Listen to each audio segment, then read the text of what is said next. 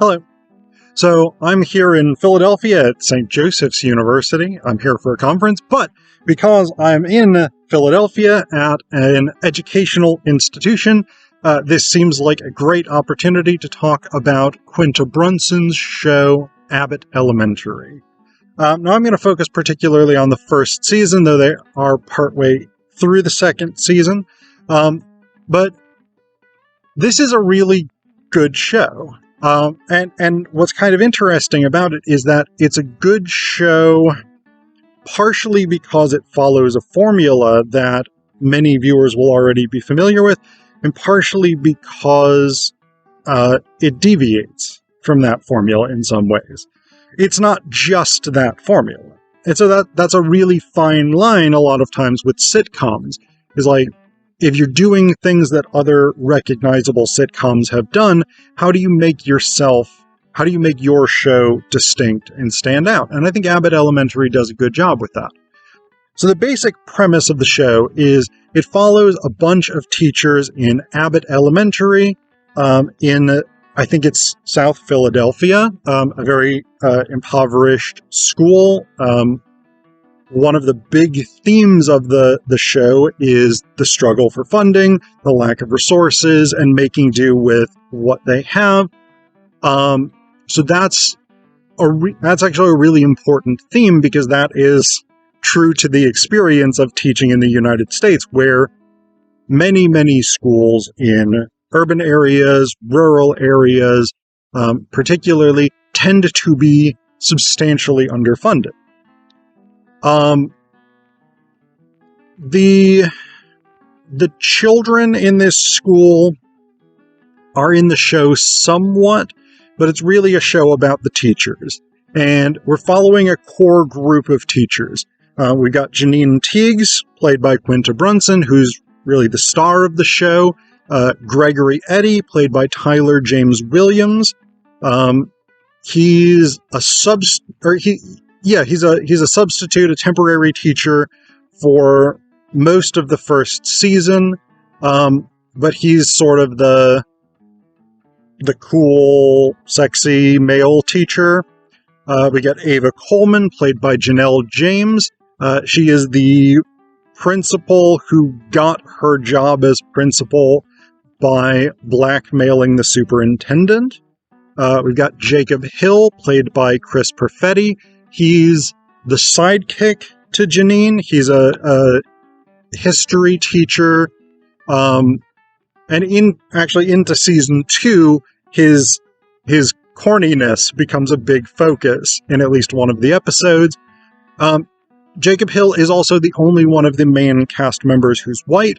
And so that actually is another interesting element that does create some awkward dynamics, because he's a very sort of cartoonishly woke white person. And so that sort of awkwardness of trying to navigate not ever offending anybody about anything becomes a source of the humor with his character.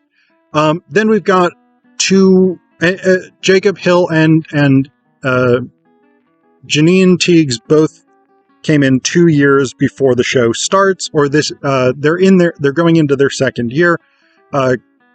Gregory Eddy, because he's a substitute, he's there he starts actually partway through the first episode. But then we've got 2 veteran teachers. We've got Barbara Howard, played by Cheryl Lee Ralph, and Melissa Shimetti, played by Lisa Ann Walter. They're both, Melissa Shimetti is also a white instructor. But for her, race doesn't seem to come up that much. She's in that sort of Italian mafia connected type caricature. But the whole issue of relating to African Americans doesn't really seem like part of her storyline. So they're the 2 veteran teachers. They're the ones who sort of know how this whole thing works. They're the ones who have a good sense of this. So a lot of the humor and a lot of the drama of the show revolves around these issues of how, in an underfunded school system without access to resources, do you provide your students with the resources that they need in order to be successful? And that's much of the conflict. Now, that's what makes the show unique. That's what it does differently than the other show that I think it's most closely connected to, which is The Office. The American version of The Office, particularly. Because you can kind of map the relationships of The Office and the connections between characters, the way that different characters function in Abbott Elementary, almost exactly onto The Office. It's not a one-to-one correlation, but there are very close connections. So, Janine, for instance, is a combination of Michael and Pam. She's Michael in the sense that her first impulse, whenever there's any sort of problem or inconvenience or anything like that, is, I have to fix it. I have to do something proactive to fix this problem. And the more seasoned teachers, particularly Barbara, but Melissa as well, keep saying, stop trying to do things. All that happens when you try to do things is it creates more problems. So in that sense, Janine is very much following in sort of Michael's footsteps of, I can take action, I can control things, I can manage things, and overcome these obstacles. She's also Pam in the relationship dynamics of the show, because Gregory is Jim. And Gregory and Janine are very clearly interested in one another. Janine does have a boyfriend named Tariq, who is a not especially good rapper without really much of a career. Like, in the sense of, like, they're splitting rent 80-20, where she, on a teacher's salary in an impoverished school in Philadelphia, is paying 80% of their rent. Like, that's their relationship dynamic, basically. And in The Office, in the early portion of the show, Pam has a boyfriend, whose name I can't remember off the top of my head, but Pam and Jim are clearly sort of interested in one another, and a big part of the dynamic of the show early on is this whole, will they get together, etc., etc. So we get that between Janine and Gregory, that they clearly want to be together. Tariq is kind of in the way, and it's not clear that they've sort of accepted that they want to be together. Gregory, also because he's a substitute. Jim's big thing, especially early on in the show, is, I don't want to work for Dunder Mifflin forever. Like, this is a thing I'm doing now, but this isn't where I want to be forever. Gregory spends the first season basically saying, this is not the job that I'm going to do long term. This is a short-term job until my dream, which is to be a school principal, comes along. And finally, Gregory does accept that this is the job he wants to do, in much the same way that Jim kind of realizes at some point in the series that Dunder Mifflin is his career, etc., etc. Ava Coleman, the principal, is also Michael, interestingly enough, but not in the proactive, I want to solve problems way, in more of the eccentric, let's have fun, I'm going to create distractions type way. So that's another dynamic of Michael's character, is he has these things that he does to try and make the company seem like a family. And it doesn't really work. It actually interferes with the rest of the people in the office's ability to be productive. Ava is in that same category. She is more interested in things like social media than she is in actually being a good principal. But she feels very secure in her position because she has this blackmail that she can hold over the superintendent to ensure that she keeps her job. Jacob, I would kind of say, is Dwight, though the comparison is somewhat limited.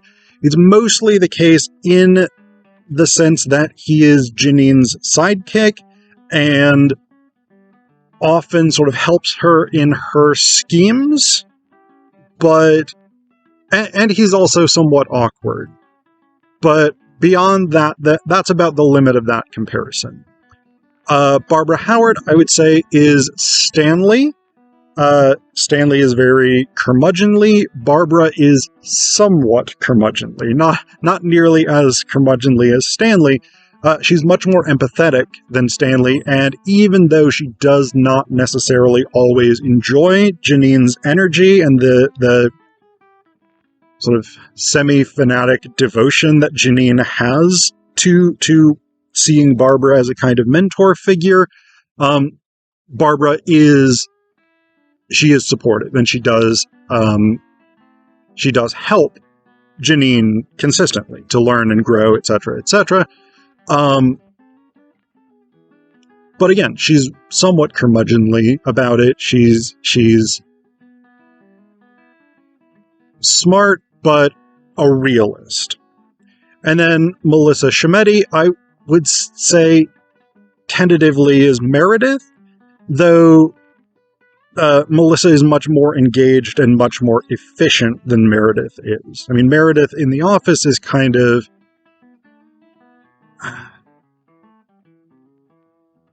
alcoholic and sexually inappropriate often, and Melissa is more just on sort of the level of, I've got a guy who can help us commit crimes, basically. So like in one episode, the rugs that they have are kind of destroyed. Like the student in Janine's classroom pees on the rug. And so Melissa is able to get one of her people that she knows, one of her connections, to steal them some rugs from the Phillies, from the Eagles Stadium that's being rebuilt right down the road. So in the sort of criminality, I guess, I don't know. I mean, I don't think it's a very strong connection between Melissa and Meredith necessarily. I don't think it's a strong connection between Barbara and Stanley. I don't think it's a super strong connection between Jacob and Dwight, but the dynamics between Janine and Gregory as Jim and Pam are very, very clear here. The elements of Michael's personality in Janine and in Ava are very, very clear here. So again, there's this sort of pattern that we see often in sitcoms where we have these sort of recurring character types. And we definitely have that in Abbott Elementary, but because it's set in this educational setting and so much of the conflict revolves around these issues of like funding and making do with limited resources, etc., etc., it's still a very unique and it's actually just a really brilliantly funny show in its own right.